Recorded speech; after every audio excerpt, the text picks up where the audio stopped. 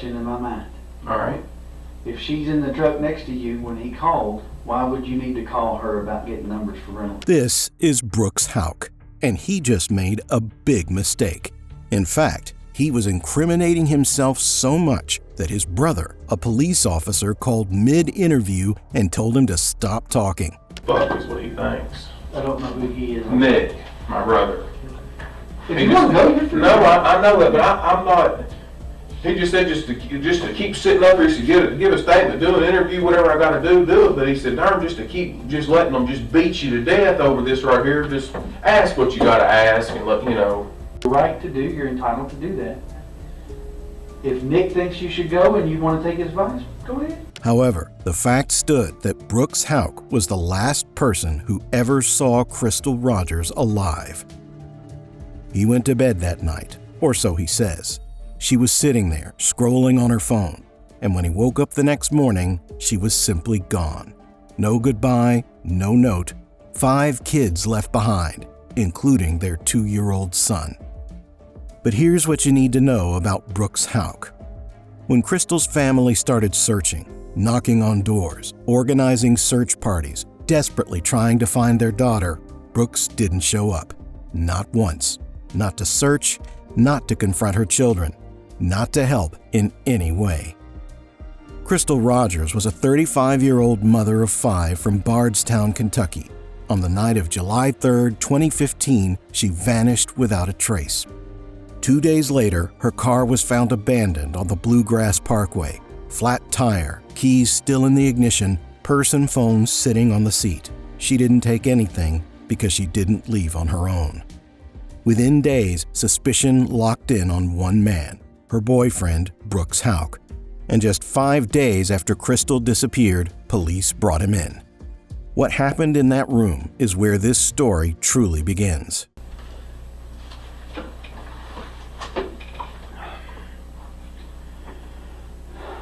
So we're hearing tons and tons of rumors, right? All right. And I know Bardstown is the rumor mill of the world, but in a case like this, should it turn into a homicide investigation, any question that I didn't ask doesn't get asked. Does that make sense? I don't understand what you're saying, but well, if I don't ask you, then somebody's going to ask me why I didn't ask you later. You see what I'm saying? Sure. So when I ask you a question, it's not to be offensive; it's to get the question cleared up so that we can move on to another. I understand. Yeah, I'll help however I can. So one of the rumors that we're hearing is that you all had gotten notice from the IRS that you were being investigated for tax evasion. Is that correct or incorrect? No, sir. Not correct. Okay. And again, these are all rumors that people are calling in about. That's fine. And where you can get a legitimate source, you're also about verifying everything. Right across the street here, up here at Gilbert Brown Company CPAs does my taxes. He has for several years. If I need to sign a form to release all his documentation on me for that, you're all more than welcome to it. And that's the easiest way for me. These are just rumors. Ask whatever you got to ask. Had you and Crystal ever talked about breaking up?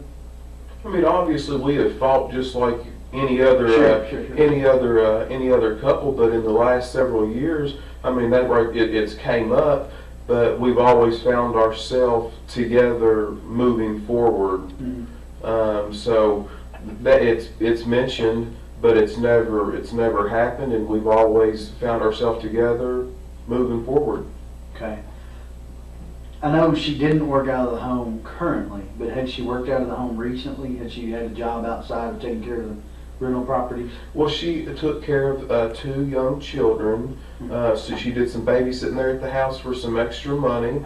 One little boy was about Eli's size, and other was, I don't know how old, but he was a little bit older.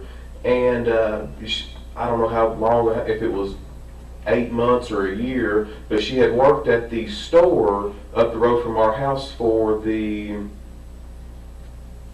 I don't want to say anything discriminatory, I don't want to say if they're not Americans, but they're Indians. All right, yeah. I don't want to say nothing. That's convenience store. Yeah, convenience store. She worked for some folks up there. I do not know that. I think it might be Sandy or Sandeep or something like that, but I don't know. She worked up there at that gas station for quite some time, but that's been quite some time ago. Was that before or after Eli was born?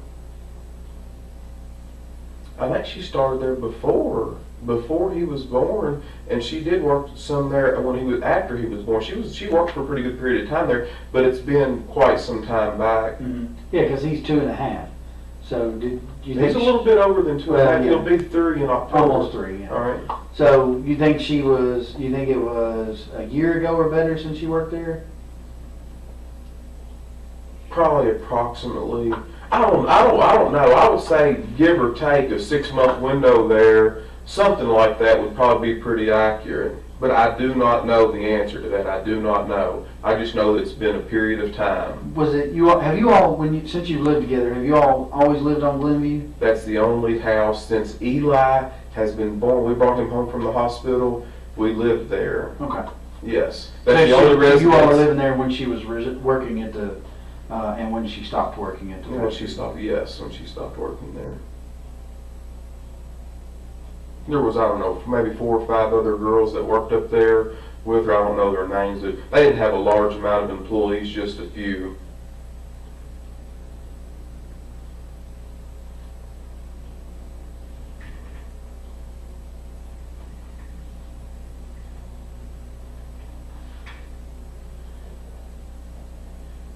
When you said you all had talk about splitting up, had that been more recently, or was that before Eli was born, or had that been? I don't remember the exact dates, but if you'll recall back in a couple of days ago when we had talked, Mm-hmm. whenever usually that had came up, she had always went to like Sabrina's house, or she went out with Brooke or to her parents for a short period of time, a day and a half, and after she cooled off, and we had a chance to talk a little bit, we always found ourselves back together. But it has been at times a stressed relationship. I'm not here telling you anything other than that. Sure. That is the truth, and that's accurate. Yeah. That has been discussed, but we've always found ourselves together. We loved each other very much, and that right there is the bottom end of it. Well, the reason I ask is because there are some people that she's associated with that are telling us that she had made some tentative plans to leave, like looking at an apartment at that store above the apartment above the store. I'm just trying to figure out if that was something that was ancient history or if that was something that was more recent. Well, that's news to me. Mm-hmm. I don't know anything about that. So when you all, let's say the last time you all had discussed splitting up, she didn't discuss any specifics with you about moving to an apartment or anything like that? Just that you all were having some issues and you resolved it? Say all that again. Yeah. Break your question. Break them down a little. The detective opens carefully, framing his questions as routine rumor chasing rather than accusation. Brooks appears cooperative on the surface, readily offering to waive financial records and acknowledging relationship tension without much resistance. But cracks emerge. When the detective reveals Crystal had been quietly looking at apartments, Brooks claims complete ignorance. For a man who says they always worked things out, the idea that she was planning an exit on her own is something he seems entirely unprepared to address. Break your question. Break them down a The little last bit. time that you all had that type of a disagreement, okay? The last time that there was the possibility that you might split up, did she specifically talk to you about moving out somewhere? About moving out? No, not anything that she's never had an isolated point saying, "Hey, I'm moving here, moving there." I don't recall anything like that. No, Okay, sir. that was my question. All right. Just if she had. Well, sometimes I know that you all do this for a living. Sometimes I feel like when you ask me a question, you put so many things, and I'm thinking we need to dissect it a little bit so I can answer each part specifically rather than put so. And I'm not. Please don't get upset at me for saying that to you. No. Put so much stuff in when I want to break it down in a simplified, direct question rather than put so much information into one question. Try to answer one and have a bunch of parts in one. No, that's fine. If All you right. need me to, that's fine. What you did right there is just fine. All right, yeah, I If just know what you did. ask you a Upset different- me. ask it a different way or ask. Because I that's want fine. you helping me. No, that's All fine. right, that's all right. That's fine. That's no problem at all. All right. Let's see. We we kind of already established the Kylie thing, but just so I'm clear on it, All right. you got home at somewhere between 5 and 5:30, probably closer to 5, right? Yes, sir. And Kylie was there?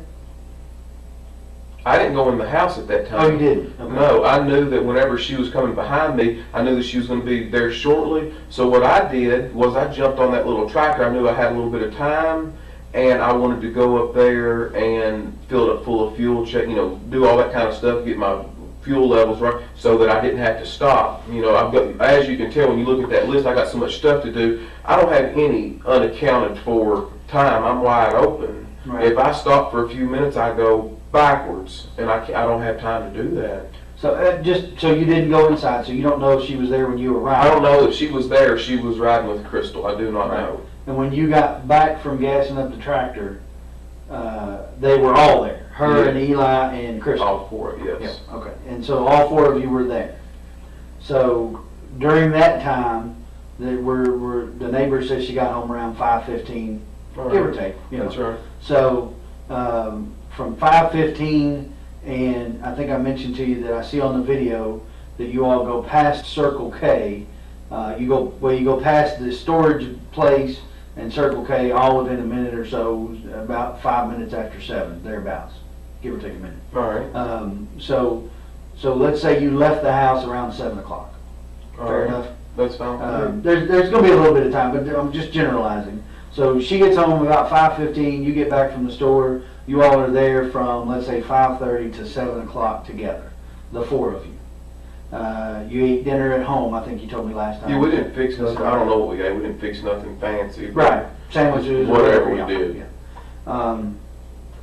You guys leave to go to the farm, but Kylie does not go with you. That's correct. She stays there, waiting on Her Kathy. Mamaw Kathy, her father's mother. Yeah, Kathy Fenwick. Yes. Right.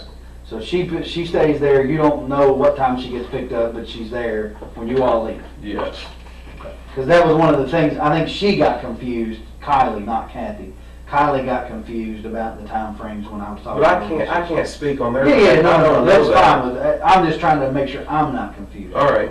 That's fine. What you said is my understanding of it. Okay.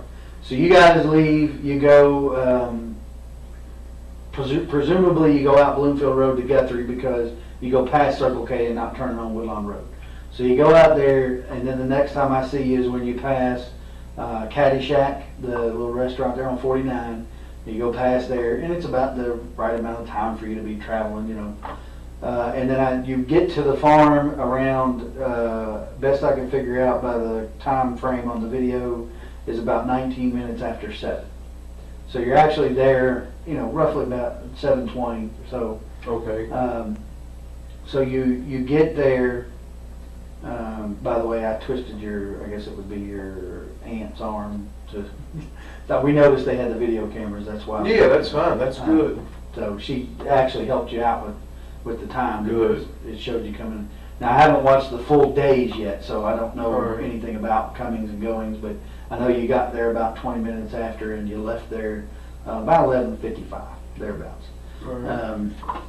So during that time, from reading your statement, you left once and went down almost to Loretta Road and then turned around and came back because you decided the Tractor Supply might be closed, right? Yes. So that, a little bit of time there. How long were you at the farm before you went to get feed and then came back, decided that it was too late? Do you remember, roundabout? It couldn't have been long. Because you were going to feed the cows, right? Yeah, it couldn't have been probably more than, I don't know, 15 or 20 minutes. Okay. I'm just trying to get an idea so when I watch the video, I can kind of look for when you're coming out and then you're going back in. Yes. And when you got to the farm, do you know if anybody was there other than your mom? I don't know. Okay. Did you see your mom when you came in? No, we didn't. We didn't stop up there. We went straight down there we were going there to feed the cows. Right. So. Well, yeah, but the barn's within eyeshot of the Yes. house. But sometimes she might park inside. Sometimes she might not. So I don't know if Right. She got more than one vehicle? she's got a little red truck and she's got I saw a that white, and then earlier. she's got a white SUV. Oh, okay. but I can't. That 15 to 20 minutes is as close as I can, and that's a guess, but I'd say it's pretty accurate. She, I think your mom told me she had been mowing grass. Do you know if she was mowing when you got there, or? She's always outside doing something. She's more of an outside person than inside, Mm-hmm. but she likes to mow grass. Sometimes she'll mow it whenever it don't even need to be mowed. So, but no, I don't recall her mowing if she was mowing. But there's a lot of area there that if she was mowing, that I could have pulled in and not seen her, but I don't believe she was mowing. Yeah, okay. And it's not all that important. I'm just trying to get an idea of what was going on. All right. So there, I noticed when I was out there yesterday, I guess it was. So there's a bulldozer in the drive. Mm-hmm. There's a tractor, actually 2 tractors in the barn, right? There's a tractor with a bucket and a tractor that looked like maybe it was leaking hydraulic fluid. Maybe somebody Or was an working on it attachment, something. or yeah. Maybe an attachment. All right. So while you were out there Friday, did you operate any of that equipment to take care of the cows, or how do you normally? Is that No, something I you do don't. by hand. Mm-mm. No, when you feed the cows, you just get the sweet feed and you holler for them. You shake a bucket, and because repetitious, they know to Sure. run. They know. I didn't know if you fed them hay. Now, if you're talking about in the wintertime, you have to have a tractor that can handle, we don't do square hay. I mean, in the wintertime, we're going to have to handle a round bale. Right. And that's done by tractor. We're not going to, you can roll one by hand, you got 4 or 5 guys, but I mean, we're not going to do that. We're going to take a tractor and. Right, but I'm talking about Friday. You didn't No, operate anything no. Friday. Okay. So you just fed them out of the bucket, the sweet Yes. feed. And, Now, Aaron probably, he's out there raking hay and stuff. He might very well have done that. I don't know if it was Friday, but he's been out there the past 2 weeks doing hay. And I don't drive the equipment because that's not what I do. Aaron takes care of all that, and he bales the hay, he cuts it, he does all the mechanical work out there, and now who is Aaron? the person that does all the work out there. But I mean, is he related to you all, or is he a farmhand, or what is he? Yeah, he's the city mechanic right up here for the city of Bardstown, the bus garage. He does all the mechanics and does all the inspection reports for the city of Bardstown bus school system. Right, but how is he connected to your family? There's no blood relation. We graduated together in high school. You and he did? Yes. Brooks pushes back on the detective's questioning style, asking him to simplify his questions, a subtle attempt to control the pace and structure of the interview. When the detective methodically reconstructs the timeline of that evening, Brooks follows along without resistance. But the detail work is the point. Every minute accounted for, every location noted, surveillance cameras already reviewed. The detective is quietly building a map, and Brooks doesn't yet seem to realize how precisely he's being placed. In high school. You and he did? Yes. Okay, and so does he get the hay off of your farm, or? 5 of the cows out there that are out there are his. Oh, okay. So what he does is, whenever you look at this paperwork, I've got so much stuff going on, I'm not a farmer. I enjoy farming, but I don't farm. So what he does is an added benefit to me. He takes care of all the fencing, all the labor, keeps the equipment running. If it's round bales or busting ice and stuff like that in the wintertime, he does all that. He's got the time. He gets off early at 3 o'clock in the day. So he will come out there, and he knows about the mechanics. I'm not a mechanic, so he'll go out there and cut all the hay and prepare for the winter. Gotcha. He uses his time to do all that, to use the grounds out there for his cows, because he's only got about 7 acres here in town, and he wants to keep growing and expanding. And a way to do that, I don't have time to bush hog and all that, so I would rather keep up with the grounds by letting somebody do that and participate and let them. I don't charge him no money. Right. You see what I mean? Right. So but he keeps his cows out. Yes, it's a good trade-off. Gotcha. Absolutely. Okay. But he wasn't there Friday. That you saw. No, he wasn't there Friday night. When you were there. Right. Mm-hmm. Not before. I don't know. Yeah. Not before, but when you were there, he wasn't there.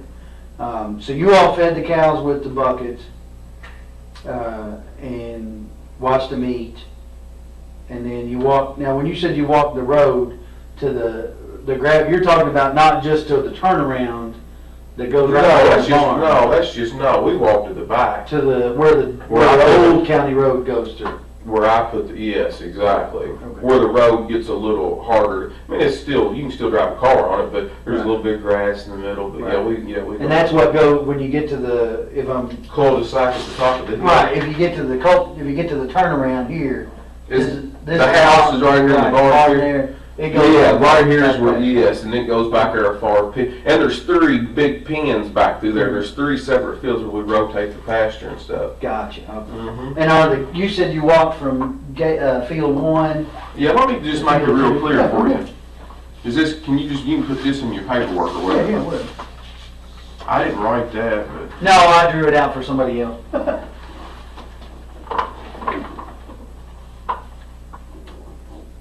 This is the barn. And then, of course, the fence does something like this. Right, kind of gives an angle off Mom's place. And then it goes all the way back. So somewhere, right in here, this is a double gate. This is where we go in. Right here is where we enter the field, because this is barbed wire, And then over here is kind of an octagon's 8, but it ain't 8. This is like a pen out here that we can move, and then there's some troughs and stuff in here. And then I think right here, that field separates and then there's another gate right here. So this is number 1, and then way up here, this is number 2, and then number 3 goes a far piece back through there. Right. So we go through this gate, and then the gate from 2 to 3, the other gate's up here. Right. You know what I'm? Yeah. And then there's more food in field number 3 than there are on these other 2, because these 2 are 8 down close. Mm-hmm. So a lot of times, and it's cooler back there in them ravines and hollers for the cows than if they're on this flat land, and they would rather stay cooler and eat back there. And there ain't a big pond back there, but there's a little pond for them for a water supply too right now. So more often than not, they go back there in that 3rd field, but like in later in the evening, a lot of times we're consistent at the times, but sometimes we're not. But a lot of times in the evening, they'll drift up here thinking they're going to get some feed. Right. For the sweet feed. Right. Yeah. Right. So you all, when you all went for the cows, though, I think. Yeah, we went in this gate right here, and then we walked all the way back through there. So because they weren't up in field 1. Yeah. Okay.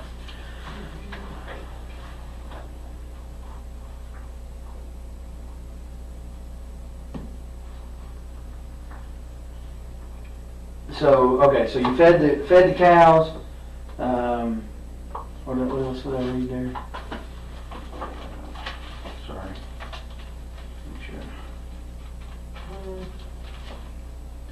I'm doing all kinds of crazy stuff over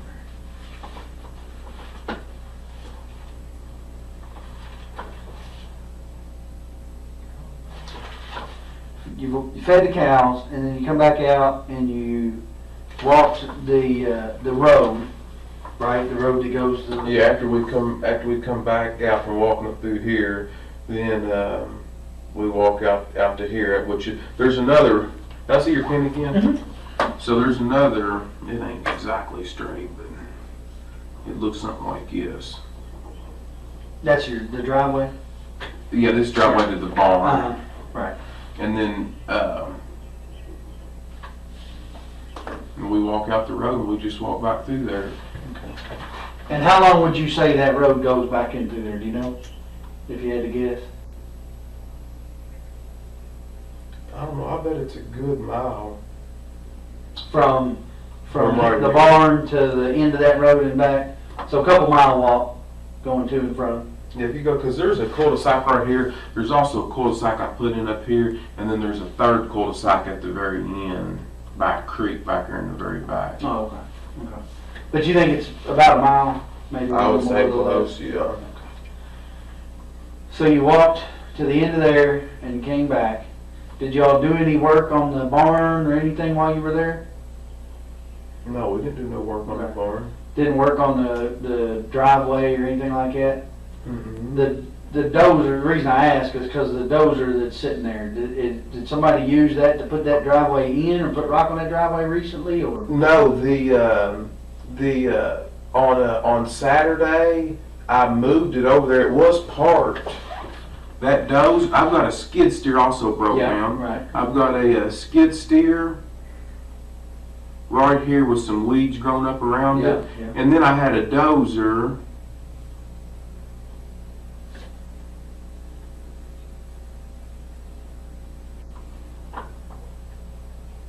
A dozer right here. Mhm. And I did, I backed it right across here. Right here. And there's been water. This water coming in the front. There's a big door right here in the front of the barn, Mhm. and water had been going in the front of it right here. And then I moved, and I wanted to. She's always complaining about, my mother is always complaining about the trash and rubble that she likes to keep everything neat and clean. She likes to keep the grass mowed short. But I'm not going to pay a high bill to take that stuff to the county dump when I can clean it up easy. It's too much to do all at once, but I can, every time I come out there, I can throw a match on it or burn a little pile. Eli likes to roast marshmallows, so what I do, and we spend so much time out there, what I do is put a pile and I'll light a little piece of it on fire. And then that way I don't have a huge fire, but I've got enough that I'm constantly getting rid of some, and then they won't charge me that high density fee out there at the dump. So I'm going to take all this equipment, this skid steer too. I just haven't drug it over there yet, and then all these trailers where the weeds are high, I'm going to try to get it on both sides of these doors, just to get it out of there. Brooks fills the room with detail. The farm layout, the fields, the cows, a hand-drawn map. It's almost too much. Where a grieving partner might be consumed by urgency, Brooks is consumed by logistics. When the detective zeroes in on the bulldozer, heavy equipment, freshly moved, sitting on the property the night Crystal vanished, Brooks has an answer ready. Drainage problems, burning trash, his mother's tidiness. Every question met with an explanation just ordinary enough to sound rehearsed. To these doors, just to get it out of there. Did you burn anything Friday night when you were out there? Yeah, yes. It's not uncomfortable. I don't want the stuff piling up to the moon. I always light a fire. There was a little pile, probably. I'll write that on there. Right here with this little pile here. I think y'all may have covered it up. Y'all got out there. I think we did. Slung stuff everywhere, but yeah, I apologize. That it don't matter. Well, the dog, that lady's dog. She said acted like there was something under there. Oh, that's fine. That's fine. So I had some water problem right there, and I'm in the process of getting that right there fixed. We dug out right there in front of that door to try to let a vein of water come out because it's too low. The slab is. And that was Saturday. That was Saturday when I did that.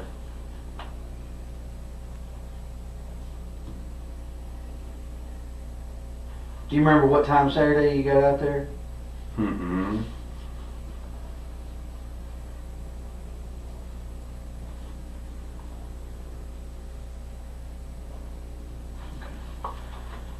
Was it before lunch, after lunch? Oh yeah, it was well before lunch. It wasn't. It was morning time, but it wasn't early morning. It wasn't late morning. It was about mid morning.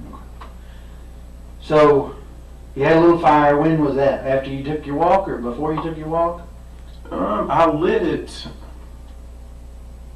I don't know if I lit it right before we took off walking. I know we fed the cows first because I want to do that as quickly while we had still plenty of daylight. I don't know if I lit the fire before we walked back here or right when I got back. I could have done it either one. I don't remember. Mm-hmm. So you lit the fire. I'm assuming then you probably don't leave until the fire burns out. Would you leave it burning? I don't know. I generally don't like to walk away. Yeah, but if it's just a bed of coals there, I mean, it's not like burning. I wouldn't leave if I thought there was any danger. Not when especially when I got all this equipment and barn and stuff there. But I mean, if it's died down and it's just a big bed of coals, I'm not too worried about it. Yeah. So, especially if it's not in August or September when everything's just perfectly dry. It wasn't. We had plenty of rain. Yeah, and the ground's wet and dew's on. Yeah, it's not a big deal. To me, I'm not a firefighter, so. But you definitely moved the dozer on Saturday. Yeah, I moved the dozer on Saturday. Is there a septic system with that barn? There is. Okay. It's never been hooked up. There's never been a toilet put on there. But I tell you who put it in there, and he can tell you exactly how 100% it was done. Is Casey Ballard. Casey Ballard did it? Mm-hmm. And Casey Ballard, is that her? That's her brother. That's what I was thinking, yeah. So he put the septic, is there like an opening somewhere where you can access it? Oh, to yeah. Maintenance it and whatnot? Mm-hmm. Where would that be at? There's a big pole out in the middle of this, in field number 1 right here. Uh-huh. There's a great big pole like this right here Uh-huh. that marks the end of it. It's got one big lateral, big pipe on it, and it's marked out there so somebody don't crush it with a tractor. So the opening for the top of the septic tank? No, the top, You're talking about the lateral line? yeah, that just daylights out. Right. There's a big, underneath that, right where this fence is right there, Uh-huh. there's a big round lid right here. Okay. Next to fence for field 1, right? Mm-hmm.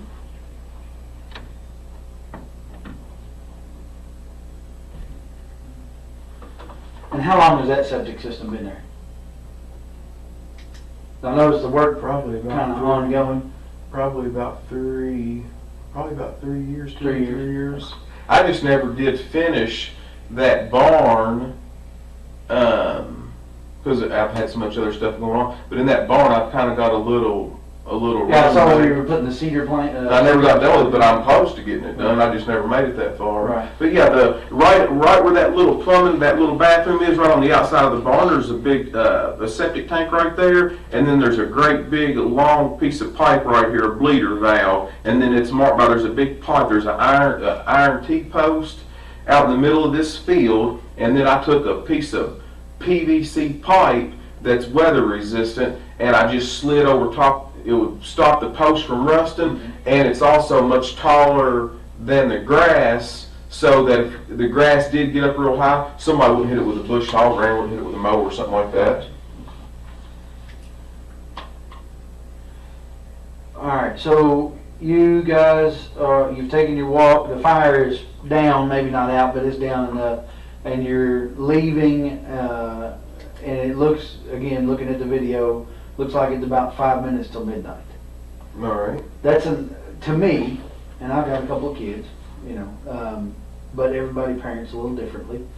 To me, it seems a little late to be out on the farm with a 2.5-year-old. Where is he at midnight? Has he been asleep in the car for a while? Is he still No, awake, he's still or- wide open, and he'll. Really? And any night he's so used to sleeping so later in the morning. His normal day, that's his 7, 8 o'clock in the evening. Really? 11, because she sleeps much later in the morning. She stays up. So and it's always been that way. So And he's like good to people go do, at midnight. He's wide open. Yeah. Okay. So you guys get back and load up in the truck. Load up in the truck and you drive back. You leave out. I see you leave out the driveway at about 11:55. Somebody passes you on the drive back on Loretta Road about 10 minutes after midnight or so. He says, roughly, we're still kind of narrowing that down, but roughly sees you about 10 after midnight, which wouldn't be uncommon. It's been raining most of the day. The roads are kind of wet. 15 minutes from your mom's house to the golf course. There's Caddyshack. Mm-hmm. Not a big deal there. And so do you remember, or did you go straight home on Friday night, or did y'all stop somewhere? Or, because I'm thinking if that's their normal 7, 8 o'clock in the evening, it might be dinner time. Did you stop and eat something, or did you go straight home? We did not eat anything. I went straight home. Okay. So you went straight home. So if we assume that he's correct in about 10 minutes after midnight, another 10 minutes to the house or so. So you I don't see it being that late. I mean, if that's what some of the things say, I guess you'd have to kind of go by that. But yeah, we didn't stop anywhere. We went straight home. Okay. So you could feasibly be home by 11:30. You could be home. I feel like it. Which is what you told me. You thought, Mm-hmm. or I'm sorry, not 11:30, 12:30. You could feasibly be home by 20 minutes after 12. if he passes you at 10 minutes after 12. All right. Which is a little off from what you originally told me, and you just said, I still think it's a little off, but we'll go with what the camera says as opposed to memory, because sometimes memory's not that great. All right. And I checked the time on her camera, and I'm allowing for about a 9-minute gap there between what my watch says and what her camera says. All right. So which puts you leaving there by 11:55, which, you know, again, 15 minutes to Caddyshack is not terribly bad in the rain. So it could have been that he passed you at 10 minutes after midnight, putting you home roughly 20 minutes after 12. All right. Fair enough? Yes. So The detective tightens the timeline minute by minute. Surveillance footage, a passing witness, a camera with a known time gap.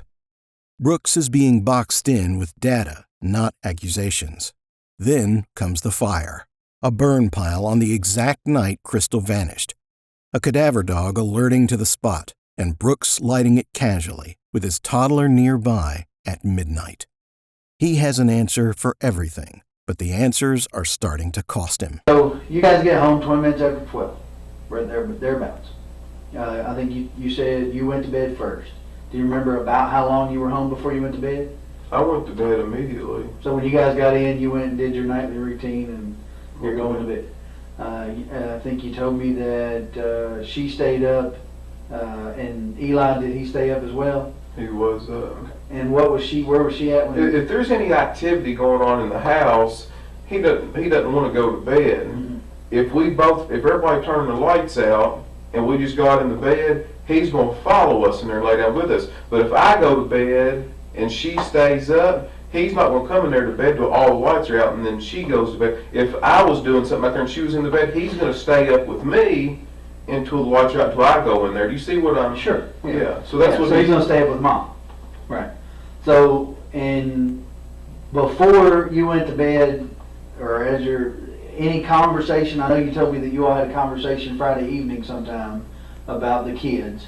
We'll talk about that in a minute, but you said you all talked about the kids Friday evening. Does that conversation bleed over to when you get home, or is that conversation done? No, whenever I got home, I went to bed. I mean, it was relatively, quickly when I got in there. Okay. The conversation does not bleed over. Okay. So you go to bed, she stays up. What's she doing? She's just on her phone playing. I don't know what game, but she normally plays a game. Right. Some kind. She's got several of them on there, but I don't know which one. Okay. So she's on her phone, messing around, doing whatever, and you go to bed. Do you know what time Eli came to bed, or she put him into bed? I don't know. I Don't don't have have any any idea. idea? I normally go to bed earlier than that, so when I went to sleep, I'm a pretty heavy sleeper. I wouldn't have noticed, if he crawled in there, So you said you're a pretty heavy sleeper. So your phone is getting phone calls. I can see it on your phone logs before 7 o'clock in the morning on Saturday morning. Do you hear that going off? Do you normally keep it in there? Yeah, but I don't have to. At that time, I've got an alarms on my phone at 6 o'clock and 7 o'clock. Sometimes I've got them at 4 and at 7. But my alarm most mornings goes off. I always have it for 6 and 7. But I'll wake up before my alarm goes off. But yeah, it's not uncommon for me to get calls really early in the morning. So what time do you think you got up on Saturday morning? I probably woke up around, in between that time, like 6 or 7 o'clock, and then I left. I did my normal thing, changed my clothes, put my clothes on, and headed out. Shortly after that, Well, I'm sorry, I forgot to ask you something. There, on the phone records, there appears to be a phone call around midnight. All right. On Friday night, Saturday morning. All right. I'm talking about on your way home, basically. All right.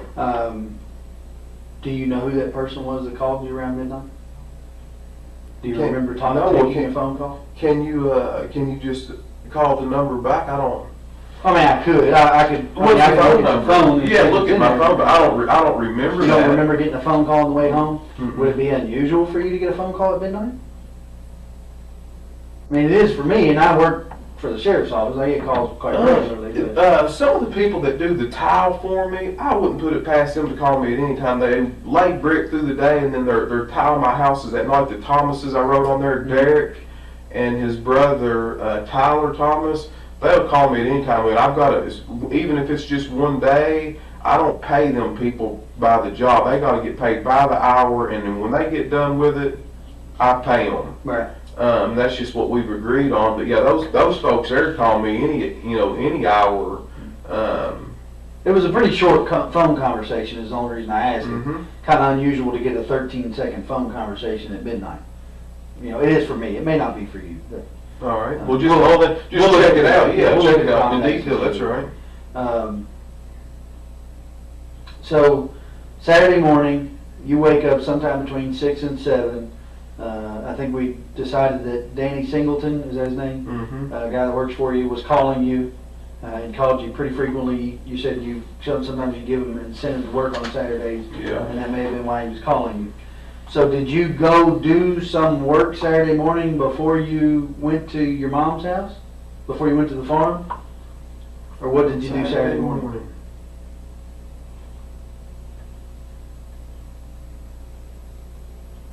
No, I didn't do any other work on Saturday morning. That's where I went out there to the farm. Mm-hmm. I don't know exactly what time I got out there, but that's what I had done. Mm-hmm. So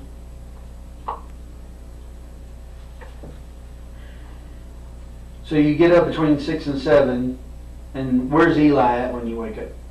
He's next to me. He's in the bed with you. Mm-hmm. Okay. So you get up. Does he get up with you? He's still asleep whenever I get up, but I go to the bathroom and all that kind of stuff, and he's still sleeping there on the bed. Mm-hmm. And so when you wake up, he's there, but Crystal's not. She's not. Okay. And so did you try to call her or? Yes, I noticed that she wasn't there, and I didn't know exactly what to think. I don't know what time I called her. Yes, I called her that morning. I mean, did you call her before you left the house to go to the I farm? don't remember what time I called her.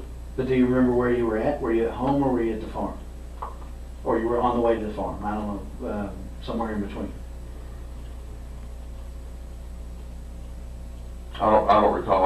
I don't know. That's fair enough. So you, before you go to the farm, you feed Eli breakfast? I did not before we got there. I normally get those squeezable yogurts, got all them vitamins and minerals and stuff in it, Mm-hmm. and he likes to eat stuff like that for breakfast, and it's easy. He can do that in his car seat or whatever he's got to do. Okay. So you think he was eating on the way to the farm? I don't think he was. I know he was. Okay. Now, how much of the yogurt he ate, I don't know. I'm not worried about that. It's not a question of what he ate or how much he ate. I'm just trying to establish. Well, he's a healthy boy. I can tell pattern you. of behavior from that weekend. And here's why. And I'll be honest with you. I have been all along. Will continue to be. If I woke up on a Saturday morning and my wife wasn't with me in the bed, as is normal, which might not be normal for you, I don't know, but for me, it would be normal, particularly if my wife's a late sleeper, which mine is as well on Saturdays, for her to be there in the bed when I get up. So if she were not, probably the first thing I would do would be to call her to find out where she was. But what you're not aware, what you're missing is a lot of times that her and Brooke, her sister, or Sabrina, a lot of these girls that they do all these, they go out and do stuff. Sometimes they do these, and this is going to be embarrassing for me to talk to you about, but I'm wanting to get everything cleared up as quickly as I can. They do these fantasy parties. Mm-hmm. All these girls get together. They talk about and do whatever, and it's not uncommon for them, when they go out and party, they stay out the better part of the night, mm-hmm. if not the whole night. So, and of course, I always have the children, during that. They don't take the kids to that. Matter of fact, I take care of some of their other children while they're the ones going. It's not uncommon because they know I don't get into all that stuff, and they know that I'm a man, don't get me wrong. When the detective reaches the critical moment, waking up to find Crystal gone, Brooks' response is notably vague. He can't recall when he called her, where he was, or what he thought. For a man who has accounted for nearly every minute of the previous evening in granular detail, the memory failure is sudden and selective. Then, without being asked, he volunteers an alibi for his own indifference, her girls' night out.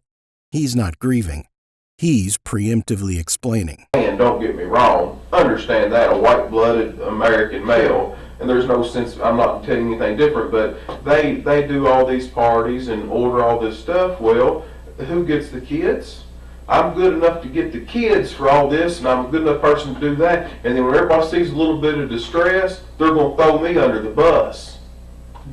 You know, they need to re-examine all these other actions, how, you know, and I can understand the family wanting to vent and stress, and it makes perfect sense to me, but these people know me better than what's going on, and before this is all over and done with, you all are too, but it bothers me because not only have I been a victim, I can't even, my mind's not even where it should be because I'm trying to protect Eli from this, and he's the most important person that I'm trying to protect. I don't care about them dragging my name through the mud right now because I'm wanting to keep the main focus and emphasis on bringing her back safely and as quickly as possible, but it really bothers me what's being done in the method that everybody's pursuing and doing, because what's going to happen is I don't want their apology, I don't want nothing from them, but then after this is all said and done, they're going to sweep it under the rug, and then they're just going to forget about what they've done to me in the process. What I've got to be faced with now is, as good a mother as Crystal's been, now nobody's going to love you like a mother. Now Eli is in an atmosphere where I've got all the hope in the world, but now I'm a single parent, it appears to me, where she's been there 100% of the time for him to raise and rear him, where I know that he didn't have to go to a daycare or a babysitter, and I know that his mother is going to take care of him. And now, where am I at without that love and support from her? Now I've got a little boy who's 2, who's going to grow up his life. If something's not done where she's not brought back safely, now one of the very most important people in his life, he's got to grow up without. Right.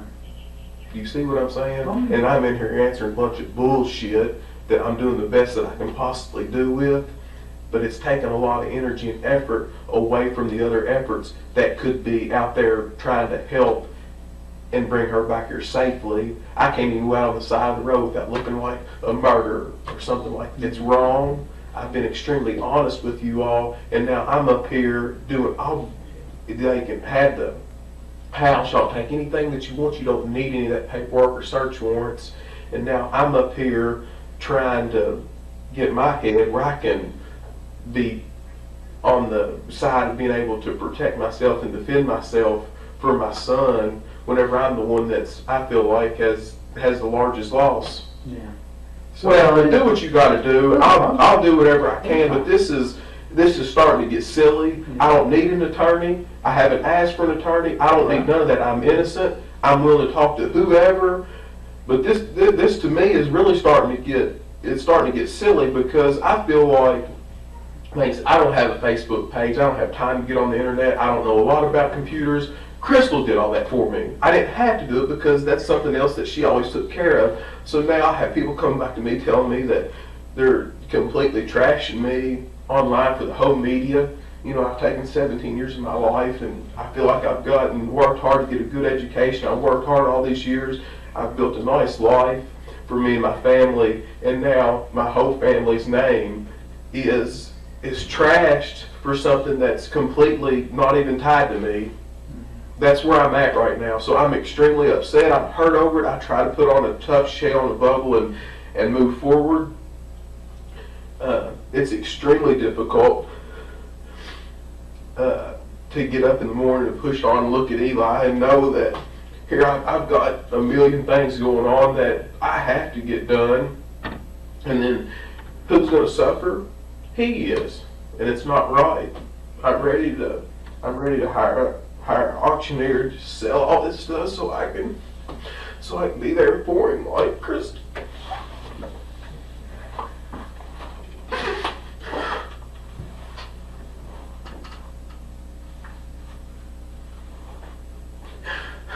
What else do you want to know? Take me, it's all right. No, It's fine to be upset. I understand. It's fine to be mad. I understand that too. he's there asking for everybody. This is a shock to him.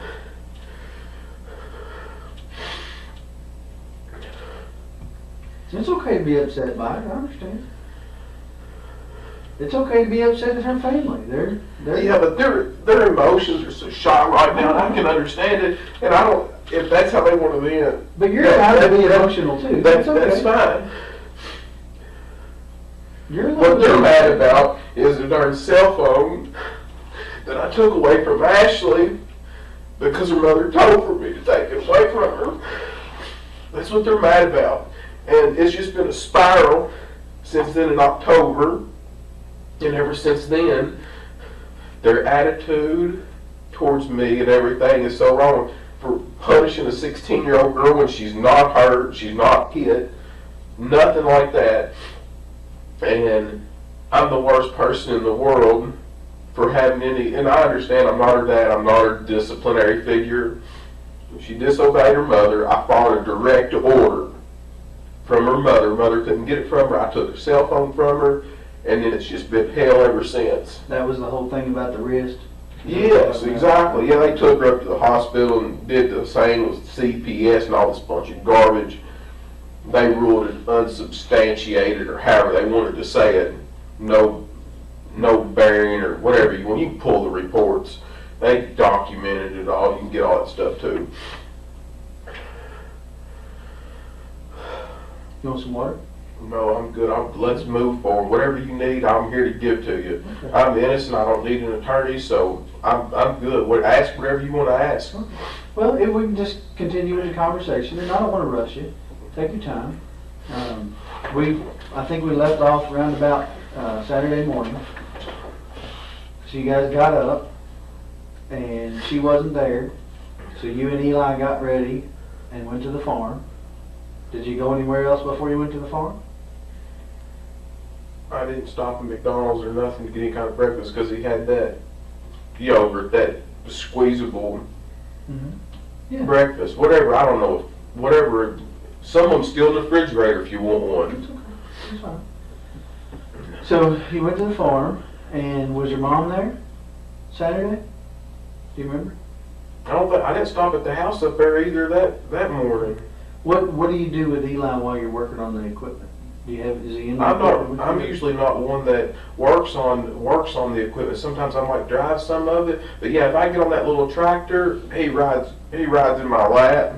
No, but I'm saying you said you worked on the driveway, on the drive in front of the barn there. So yeah, but no, he's got 5 or 6 tricycles and big wheels and stuff like that he plays on. It don't take a lot. This isn't about your parenting skills. Don't misunderstand. I understand. I'm not asking you about that, but. You're working on the dozer. Is Eli in the dozer with you, or is he out playing in the yard? I'm not really working on the dozer. He's got 5 or 6 of them tricycles and big wheels things that are at the barn. And if he's not out there with the cows or something, he rides them little toys around. We got them down there in the barn. We got them out there in the driveway. It don't take a lot to entertain him. A lot of times he pedals or does whatever he does. Sure.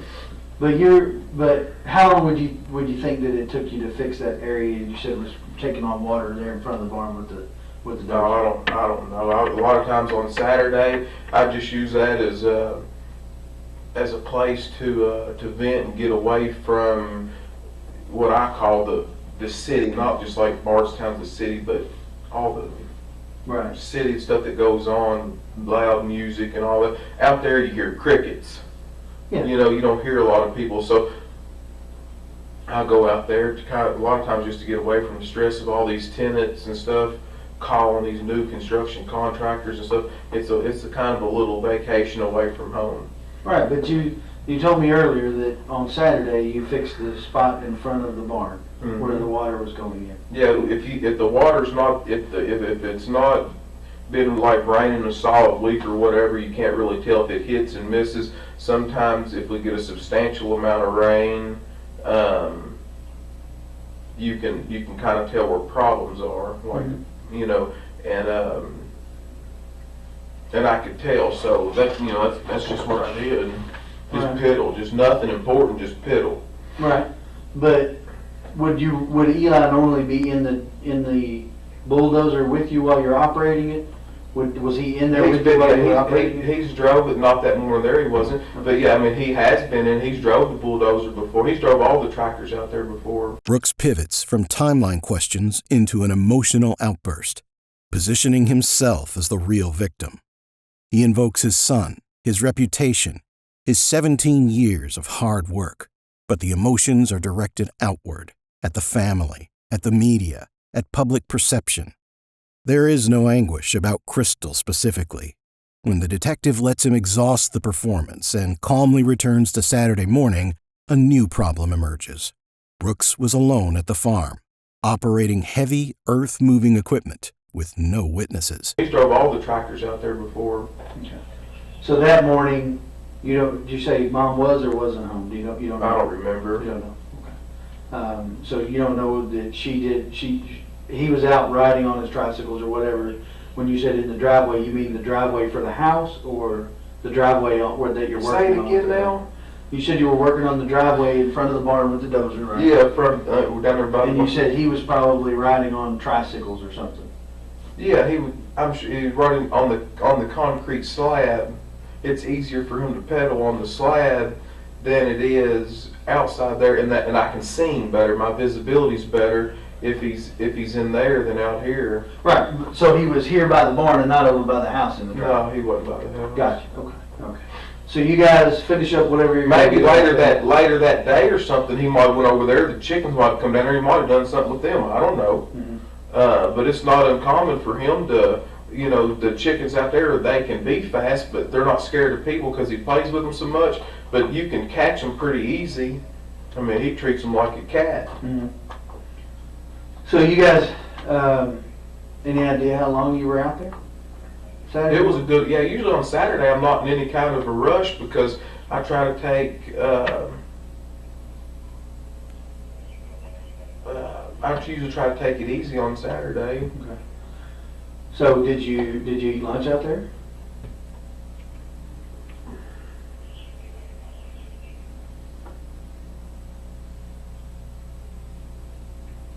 I don't know if I ate lunch there. I know I ate supper out there at Fabian's house that night because he had everybody over there at his house there's about, I don't know, maybe 150 people over there at my mom's brother's house.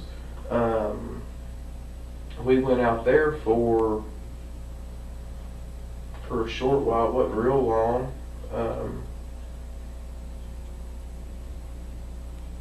I know I ate there. Eli ate there. I don't know what we did for lunch. I can't remember. Okay. Did you go from the farm to Fabian's, or I don't know if I took I may have went home and taken a shower from being out there on the farm. I don't want to go there smelling like a bunch of cows. Sure. I may have went home. I'm not sure. I don't know. I may have went home and took a shower and then came back. That's more than likely what I did, but I can't remember. Okay. So then sometime Saturday evening, you went over to Fabian's house. Do you remember around about what time that was? That would have been 4th of July. Yeah, that's when we were supposed to go to that. Did you all stay out there for fireworks, or? We didn't stay that late. I know that there was a bunch of people there that I hadn't seen in a good while. That my mom's got a pretty large family that I hadn't seen, and I wanted to see them, but we didn't stay out there real late. Do you any idea how many times you've called Crystal at this point? By the time you went from getting up Saturday morning until you were going to the family I know gathering at I Fabian's? called her back around maybe noon again the second time, and I don't know what the exact time I called her after that, but I know that sometimes in the past, if I've called her to blow her phone up, it made it worse. Mm-hmm. So sometimes I've just called periodically, and I found that she doesn't take as much offense to that. You know, if you're just disrespectful to them, especially if somebody's mad, it just makes it worse to Right. keep calling them. I wasn't even alarmed. I was for sure the girls were doing this to me on purpose. Brooke and Sabrina and them. So while you're at the family gathering at Fabian's house, anybody ask you where Crystal was? Mm-mm. She hadn't went out there to Fabian's house a whole lot. Some of them people knew her, some of them people out there wouldn't have known her, but right then I don't Not remember. really a big deal for them. No, and it's something that those people there we see once ever, sometimes every few years. So a lot of them people really hadn't. Some of them have seen her, and a lot of them had not seen her. Mhm. You know, haven't met her. Sure. So like I So said, it was a substantial amount of people. you're out there. You said did you say you didn't stay for fireworks? No, we didn't stay that late. So you and Eli leave before dark, Mhm. because that's usually when people set off fireworks on 4th of July. And do you go home? You go to somebody else's house? And that was on Saturday. Yep, that was Saturday. Do you go to mom's? Where do you go after you leave there?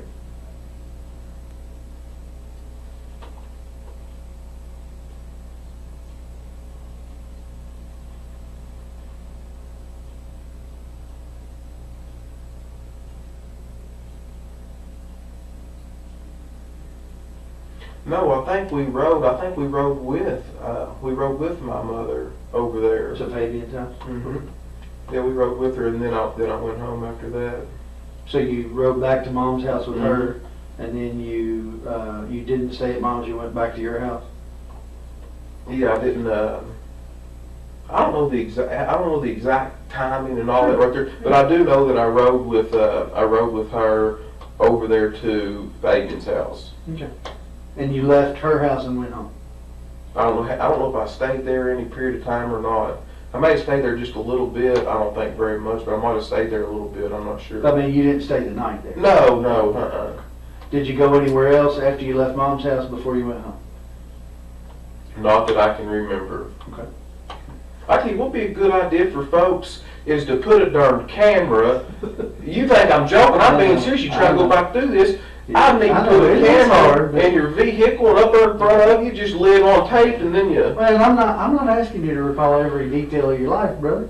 But I'm just trying to. But it would help me if I could. Well, but listen, I couldn't tell you what I did 2 days ago. I couldn't tell you what I did before I started investigating this, because I've been investigating this for 3 days.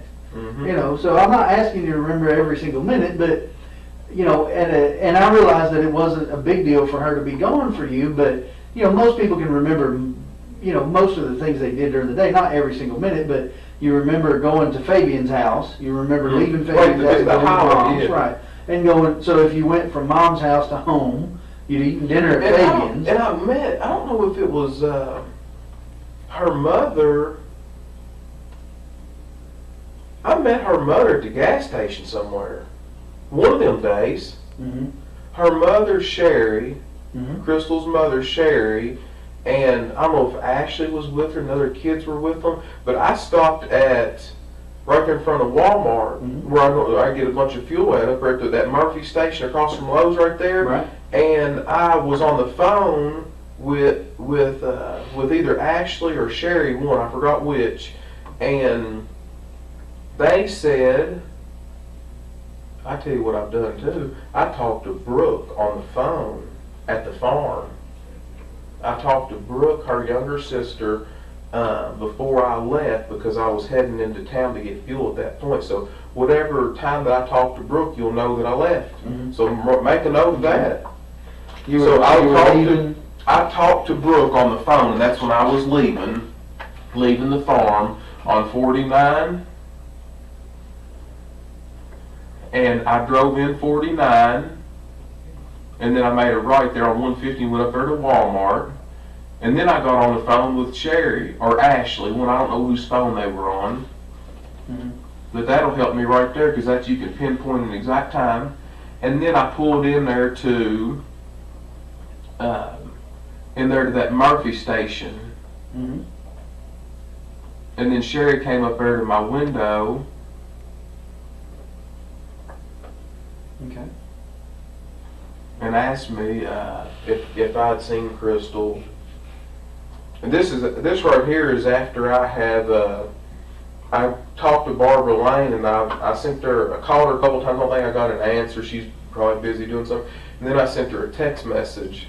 And after I kind of stayed on her, she knew that it was serious, because it'd been longer than normal when she'd done this before in the past. And this was Saturday? I'm not sure. You'll have to. So much stuff happened all so quick. You'll just have to dissect. That's the reason I've given you all my stuff. My Sure, phone. yeah. You can dissect all that and figure, get an exact time. So I called Barbara and I sent her a text message. I talked to her mother at Walmart, up there at that Murphy gas station. I had Eli with me then, of course, had him with me all the time. And she wanted to look at Eli. She said, "Where's Eli?" I said, "Right there." And then she spoke to him, and she looked at him and said hi, and he said hi, and that was it. So she just asked you if you'd seen Sherry, and you told her no? No, she asked me if I saw Crystal, sorry. Crystal. Getting my names confused. So Sherry asked you if you'd seen Crystal. She's the only one. Everybody else stayed in her vehicle, Mhm. and then she walked over to my truck. And when you told her, what, I haven't seen her, don't know where she is, and she just said okay and asked about No, Eli? she thought that the wisest thing for us to do was, she said she was going to go to the police station. Okay, so And I told her that, I think at that point I'd already talked to Barbara, I believe, I'm not sure, Barbara Lane, and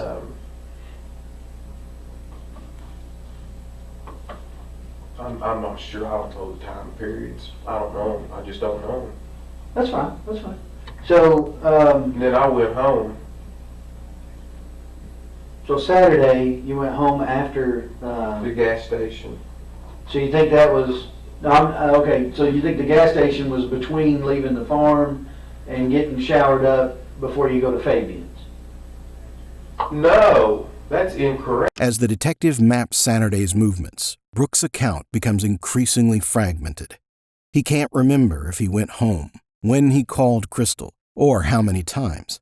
For a man who spent the previous day cataloging every fence post and every cow field in precise detail, the sudden collapse of memory is striking. Most tellingly, he admits he wasn't alarmed by Crystal's absence. He assumed her friends were deliberately making him look bad. He wasn't worried, he was annoyed. Before you go to Fabian's? No, that's incorrect. Okay.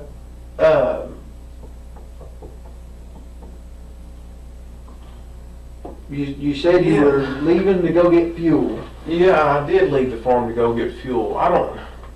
I don't know if that was Friday. I don't know if that was Saturday that I got fuel. I'm sure I did it with my card. I can prove what time that was too. And So I talked to maybe Sherry. Sunday? Do you think it was do you think you talked to Sherry the same day they reported her missing? She said something. Yes, she said the day that yes. So they reported I her think missing on Sunday. Then it was Sunday. I feel like whenever. That's because Sherry told me she's going to the police station. Mm-hmm. Is Sherry the one that reported her missing? Mm-hmm. Sherry's. All right. I had a question from the media or from the news that I wanted to ask you all. Think about that. You all said that a family member found her car. How does that happen? Rather than the police department, as large as this county is, a family member. Well, that's a pretty big family, and as I understand it, someone who knew them called them and said there's a car that looks like hers on the Parkway, and they went out there. Who was the family member that found that car?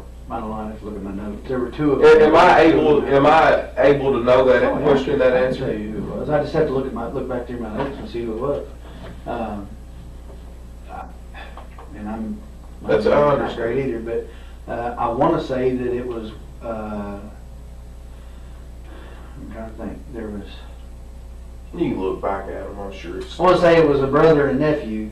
I know we took elimination prints from one of them because they touched the car before we got there. So we took elimination prints from them like we did from you to rule out any prints that we found in the car as being that person's. All right. So I want to say that it was one of her brothers. I mean, She only had Casey's, her only Casey's, brother. so I want to say it was her brother and maybe her dad that went out there.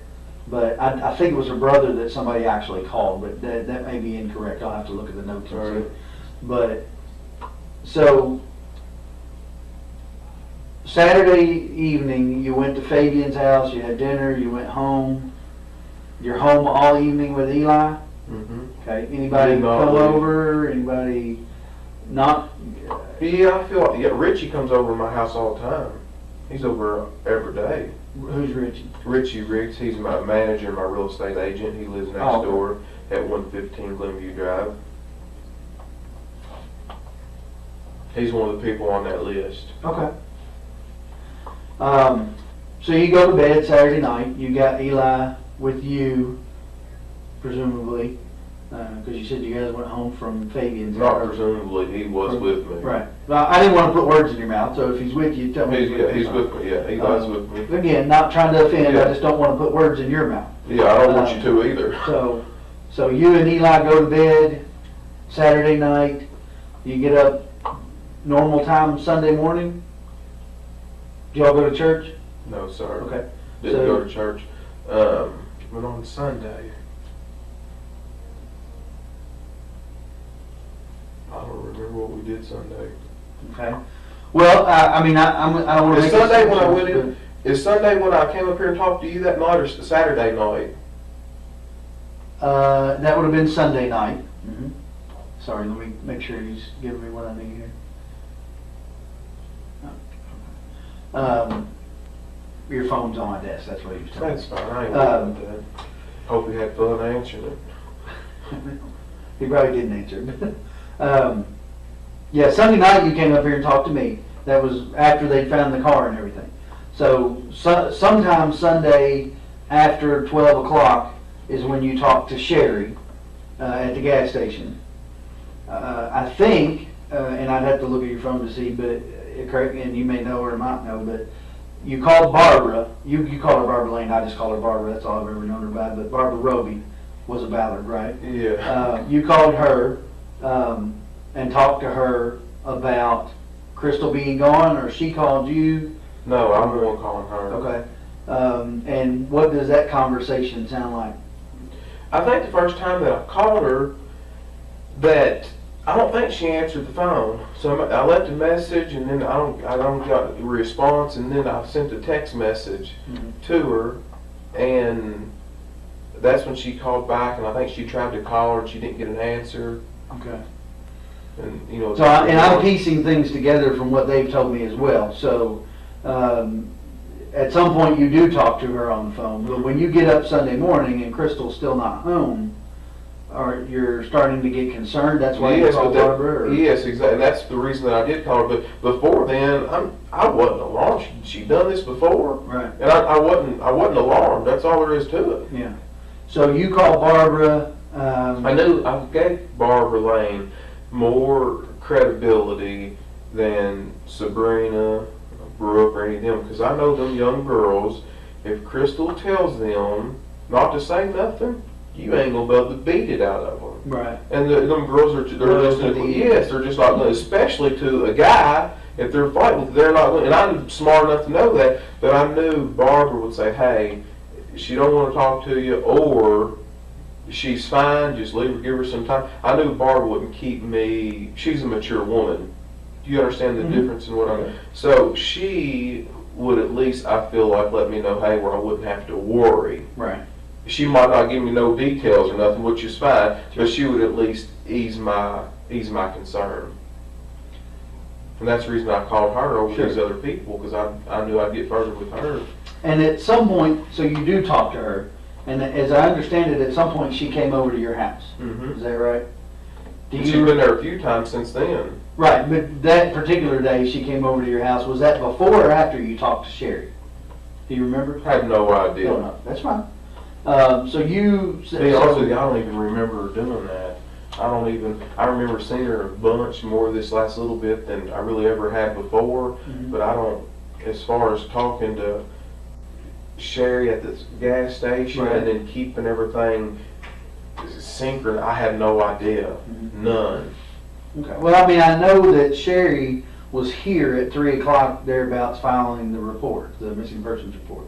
So that part I can kind of figure out, okay, so it was sometime before 3 o'clock that you talked to her at the gas stations. I'm thinking probably, closer to that time than farther away, not early in the morning, what have you.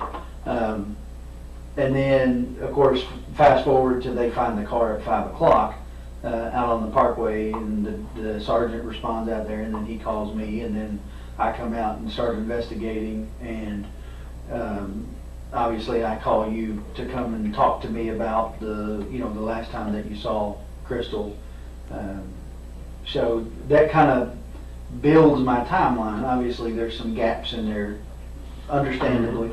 But some of those gaps become really important. For instance, validating or invalidating the guy's statement about her being on 49 between 1 and 2. You see what I'm saying? The gaps in time become really important to me, because that's how I determine where my gaps in the investigations are and where I should focus my investigation. I've got guys out there that all I got to do is call them and say, hey, go check this out. But I have to have something for them to check out before I can call and tell them. Couple things that I want to get into that are going to be, somewhat personal, okay?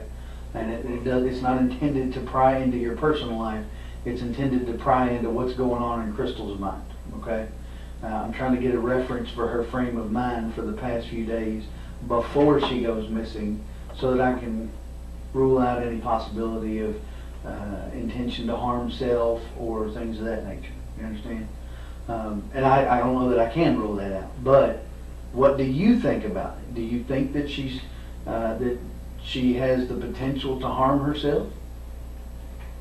I don't know any of all that. Crystal is not that kind of person. I don't believe at all. I don't feel that way at all. Mm-hmm. So you don't think she had any suicidal tendencies whatsoever? No, sir. Never tried it in the past? No. Never come close to ODing on drugs in the past? No. When she would go out, did she drink much? She's not a whole family drinks, but she drinks a little bit, not any. To the point where somebody has to bring her home and drop her on the front stoop? No, she ain't no drunk. Mm-hmm.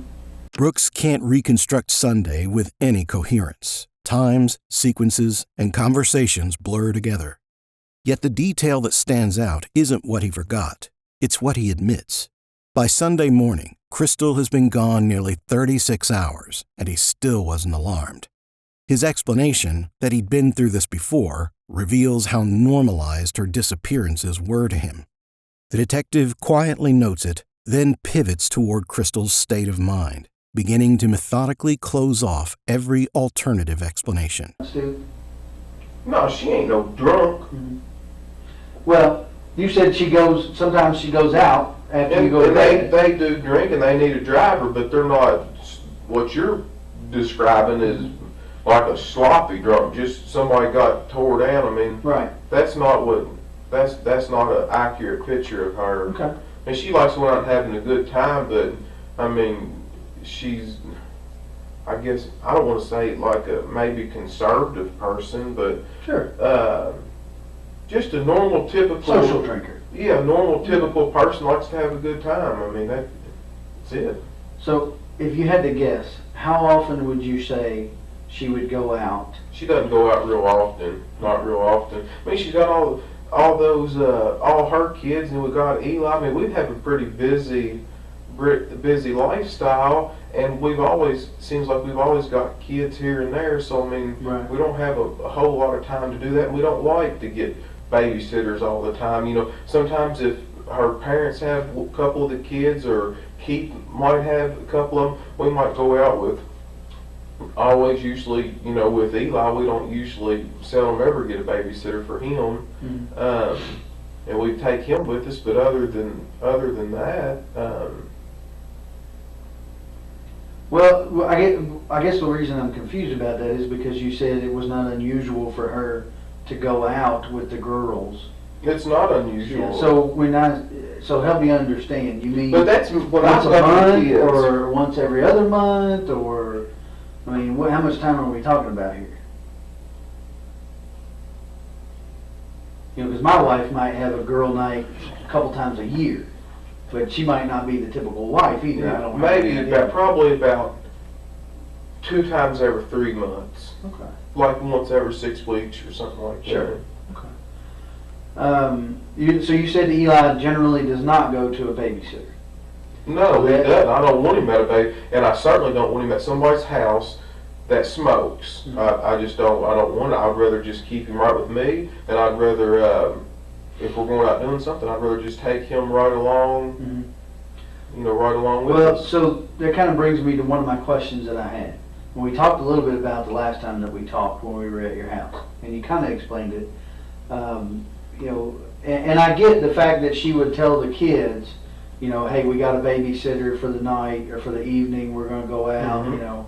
I get that. You explained that the other kids kind of get jealous if you guys. We don't want to hurt their feelings. Sure. Especially Kylie, the situation. She's always wanted any kid really wants a father figure in her life. She's really struggled in that area, and her mother doesn't want her to think that she's pushing one of the children out and then the other one can go with us. I mean, that's normal.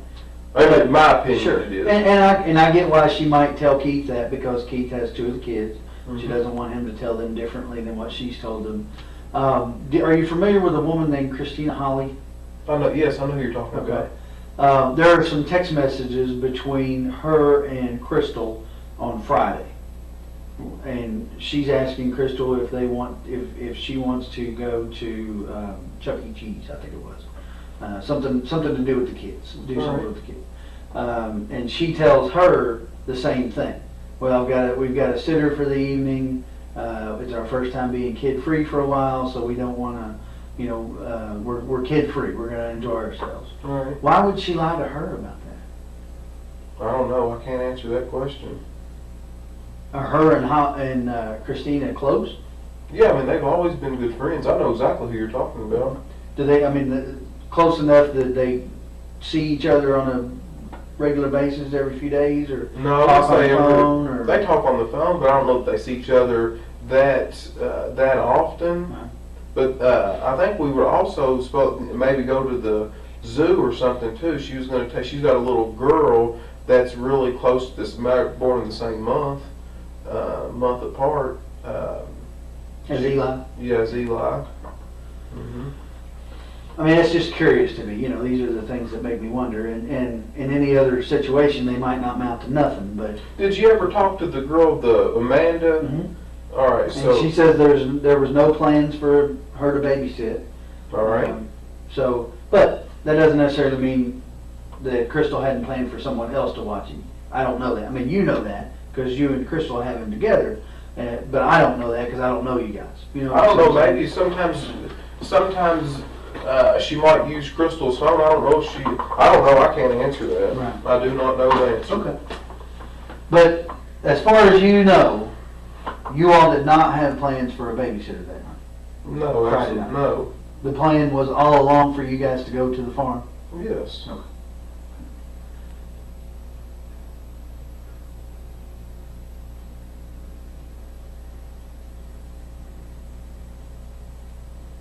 Okay, if we put that number in.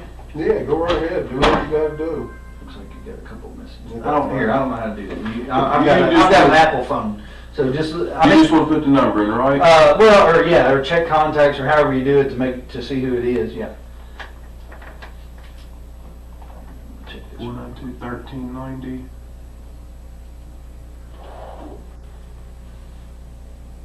Just call it. Oh, Steve Lawson. Okay, who is Steve Lawson? He's somebody works for me.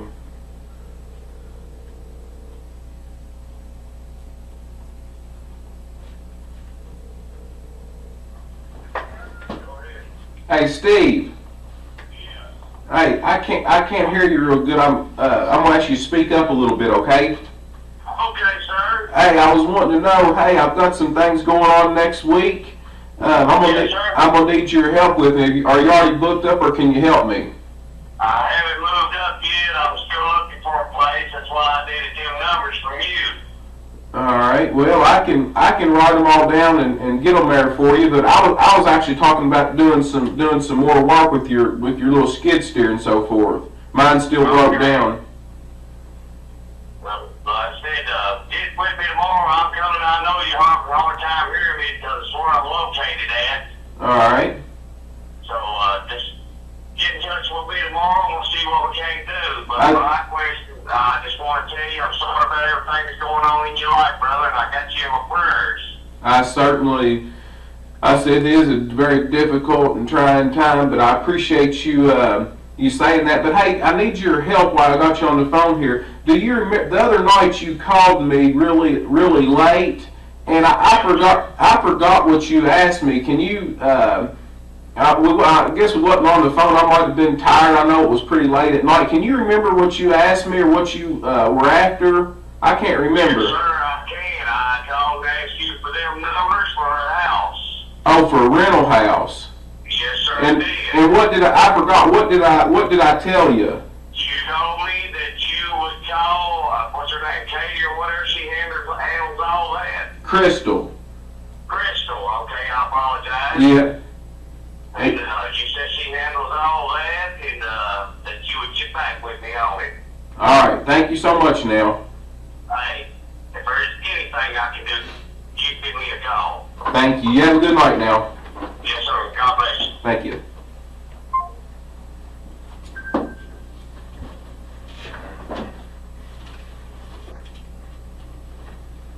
Okay. So that begs a question in my mind. All right. If she's in the truck next to you when he called, why would you need to call her about getting numbers for rental Because property? being that late at night, we're headed to the house. You know, I just wouldn't. She normally's not going to deal with stuff that late. And I mean, I probably didn't even look at the phone to see who it was calling me. I'm sure I just answered it. You know. But he said you told him that you'd need to call her. All right. Why would you need to call her?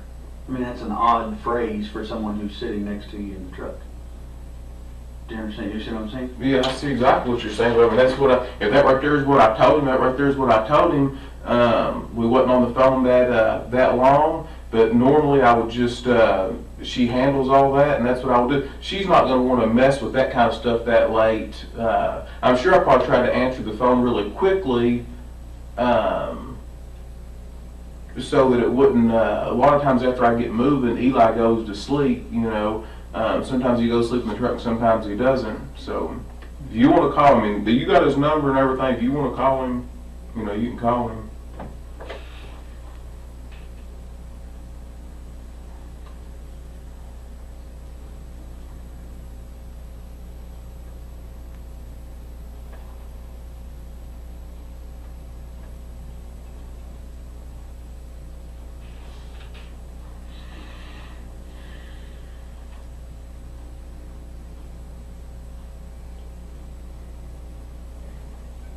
What do you think happened? I'm shocked. I do not know. I mean, you told me that she doesn't do drugs. She's not on any kind of drugs that I'm aware of. She drinks socially. On occasion. And mildly, yes, not any kind of. Every 6-8 weeks, something like that, right? Has she ever had trouble with depression before? Not really, not to my knowledge. Then the interrogation cracks open. To resolve the mystery midnight call, the detective has Brooks phone Steve Lawson directly, right there in the room. Lawson confirms the call was about rental property numbers and that Brooks told him to contact Crystal. The problem is immediate and devastating. Crystal was supposedly sitting beside Brooks in the truck at that moment. If she was there was no reason to say he'd need to call her. Brooks has no answer. Not to my knowledge. I mean, there's always stress that's your highs and lows in people's life, but I wouldn't classify her as a as a stressful person or someone that's deeply depressed. Well, I know Keith Rogers, her ex-husband, or still current, but not together. I know that he has had a drug problem in the past. Was she with him during the time that he had the drug problem, or was that after? Yeah, I mean, I'm not. You guys got I was mean, she I think involved in that I at the think time? that he has fought that for some time, and I think that she was obviously definitely in the picture while that was going on. But I don't. To my knowledge, she didn't get wrapped up into any of that.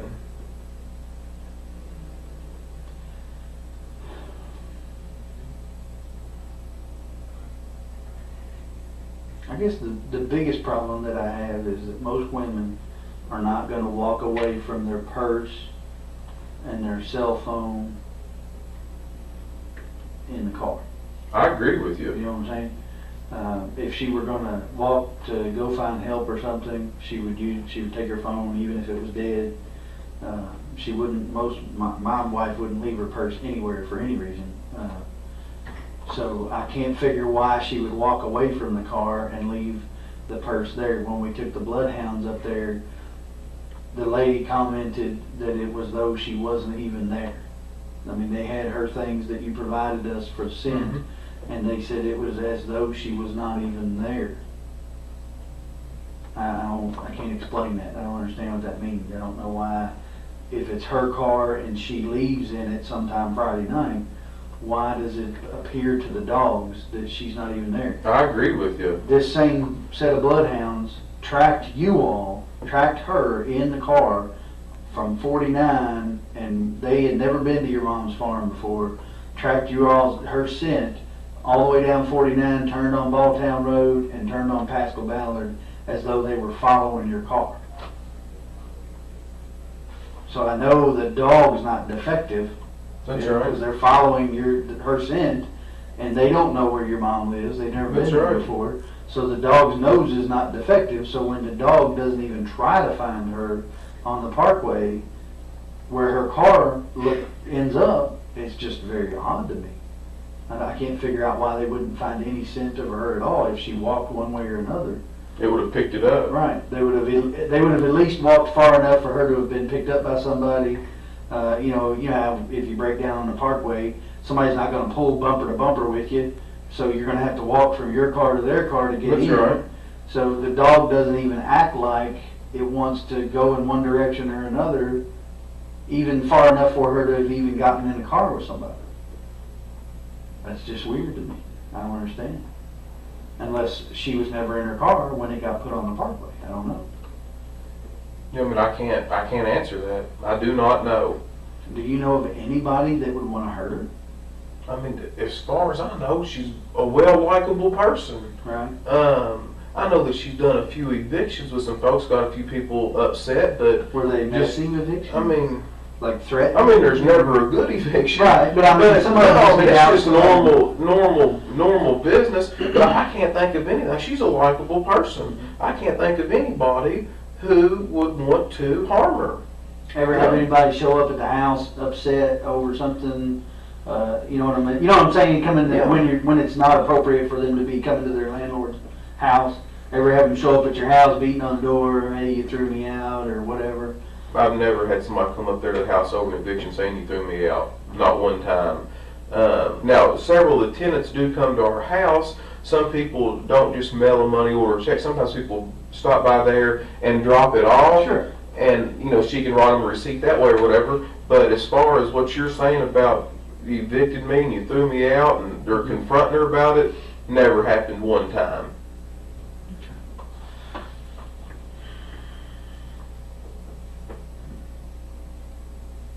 Does Kylie's dad, he doesn't have anything to do with her? Very little. I don't even know. I think he lives a far piece from here. I'm not really sure. So where. I thought they said her dad's name was John Fenwick. Is that correct or not? No, that's not right. That's not right, okay. I think it's Jesse. John Fenwick is one of the owners of Bluegrass Seed. Right. Yeah, that's not her. Okay. That's not so her. Jesse Fenwick. I believe, and that might not even Somebody that be doesn't live around here close. Yeah, it's a far piece. Is it now? But obviously, his mom lives on Stone Road. Yes. So he's a member of that Fenwick family that's from around here. I don't know how many sets of Fenwicks there are, but I know there's. As far as I know, there's only 2. Now, I don't know which one he would belong to, and there may be more than that I'm unaware of. But Right. so, do you know, is she related to the Fenwicks that own the Bluegrass Seed? Or I do not. I don't think she is, but I do not know. For sure. I don't do family trees and all. I don't do all Right. that. I didn't know since you do business, if you've done business with them, if it come up. But and then Ashley is the daughter that her mom and dad raised. Yes, and I figured out her last name is Johnson. I couldn't tell you that the other night because I was so darn stressed out, but her last name is Johnson, and I do not know her dad's first name. I just know that he stays incarcerated quite a bit. He'll get out from time to time, but he will only make it about a week, and they find a reason to lock him back up again, whether it be drugs or whatever it is. Have you all ever had any trouble out of it? I've never met the man. I know that was a pretty abusive relationship from what Crystal's told me, but I don't really know. I can't speak intelligently upon it. It's been quite some time back, so I don't know a whole lot about it.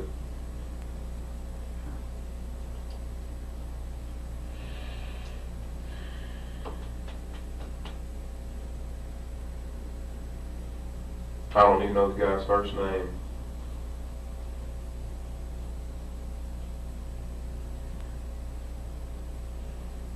No custody issues with Keith? I know that Tori has told her before that she gets mad if Tori gets mad if she's been corrected or something like that right there. She'll say, well, I'm going to my dad's house, or I'm going over here. They'll want to flop back or forth or whatever, split house. Play one off the other. Yeah, I know Tori does that, but I don't think they've ever really had any big issue on getting the kids. From what I can understand, that's been pretty good. If one of them wants them, or Keith wants them for a little bit, or the kids want to go over there, they just had kind of like a mutual agreement with that's what they did. That's just what they did. They never really struggled with it, Yeah. Well, okay. So I guess where I go from here, we're still getting video from different places, that along that route. Can I get this? Sure. Go ahead. You need Hello? No. I'm up here. I know that you didn't know. I'm up here in this interview with the Detective Snow. I've been up here a good little while.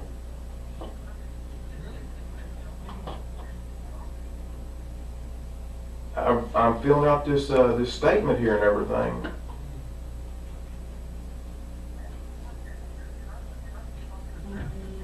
Are you telling me that's what I need to do?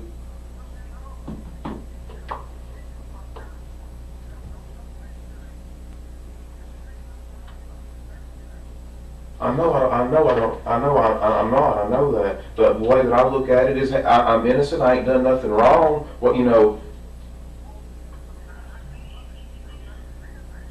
I know you told me innocent people have got jammed up, but if you're telling me to leave, I'll get up and leave. The detective reveals his hand.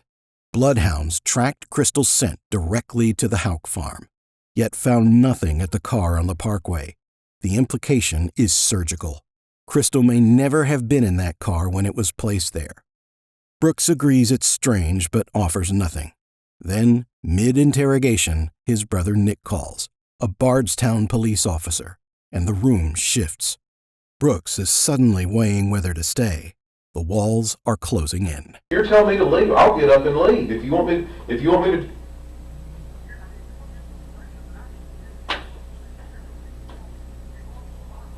I know I'm going through a lot, but I'm trying to get this guy to help me.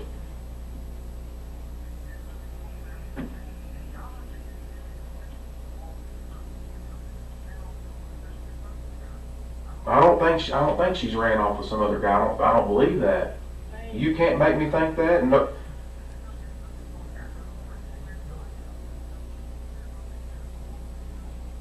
Yeah, so do I. I'll do exactly what you're telling me to do right now. You want me to get up and leave?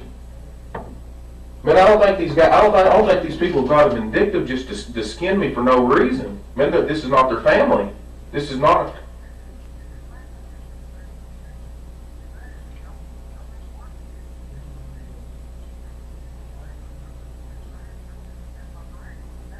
All right, thank you. He thinks y'all gonna fuck is what he thinks. I don't know who he is. Nick, my brother. If you want to go, you're free. No, I know that, but I'm not. He just said just to keep sitting up here, to give a statement, do an interview, whatever I got to do it. But he said, darn, just to keep just letting them just beat you to death over this right here. Just ask what you got to ask and let you know. And you tell me. You see what I mean, he knows more about this than I do. You see. And have I told you that I'm for you? Yes, you have. I said, what did I say? My job is to find Crystal, right? That's right. However that happens, my job is to find her. Whether I find her hopefully alive and well and safe somewhere or not, my job is to find her. If I don't find her alive and well, my job is to prosecute the person that did something. That's right. If that turns out to be you, my job is to prosecute you. If that turns out to be someone else, my job is to prosecute them, to gather evidence for a lawyer, a prosecutor, to prosecute them. I don't know whether that person will be you or not.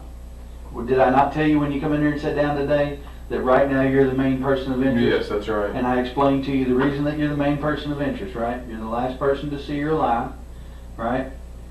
And I went through your timeline with you and explained to you that there's gaps in your timeline, right? Be it good, bad, or indifferent, you can't remember some things about Saturday, you can't remember some things about Sunday. That's not a judgment against you, that's just a fact. I am simply a fact finder. If you want to go, you may go at any time you wish to. I would never dream of stopping you, didn't tell you you had to stay. If you want to bring a lawyer in and answer questions with a lawyer, you're welcome to do that. I'd have been asking you the very same questions in front of your lawyer that I asked you today. Right? I have not given up hope of finding her alive. That being said, you know as well as I do, the longer this draws out, the less likely we are to find her alive unless she's run off somewhere. I mean, that's just a fact. That's right. That's just the facts as they are. I am not for you, I am not against you. I am not for her family or against her family. Right now, my job is to work for Crystal. Plain and simple. It's just that simple. If that means that I have to interrogate you, then that's what I have to do. You've been nothing but cooperative with me. I appreciate that. We've talked. This makes number 3? Third time? I don't know. I can't. 3 times. Here, the first time. At your house, the second time. And here, the third time again. Not counting the polygraph, because I didn't ask you any questions then. You've not asked for a lawyer. You're right. That's your right to do. You're entitled to do that. If Nick thinks you should go and you want to take his advice, go ahead. It's fine. I'm not offended by that. My job is not to make you happy. My job is to find Crystal. If that makes you happy, awesome. You know, but make no mistake, my job is to find her. That's what I'm doing. If I offend people in the midst of that, well, I'll apologize later for offending people. If it finds her home safe, then I'll just take the blunt of offending people and go on. You know, just like what you said. What'd you say? Doesn't matter what they think of you, as long as we find her. That's right. So that being said, you know, you're free to take Nick's advice if he wants you to leave. I don't really have any more questions with you. I was just going to tell you where we go next. All right, yeah, well, wrap it up and you tell me what we're doing next, and if it's over, it's maybe false alarm. So, yeah, you know, here's what I'm looking at, right?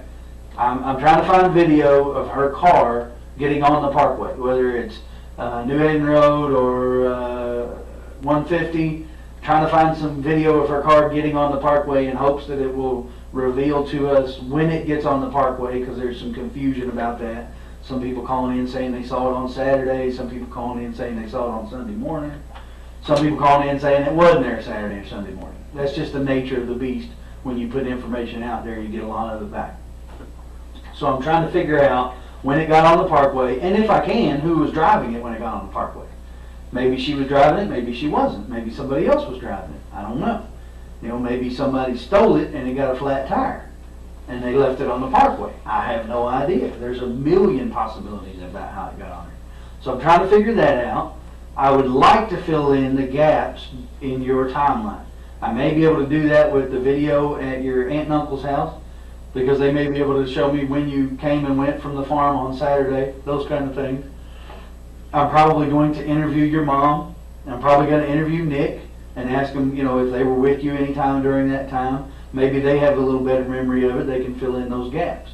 I'm probably going to interview the employees that called you Friday and Saturday, Friday evening and then Saturday, to interview them and ask them, when you called him, what did you talk about? How long did you talk?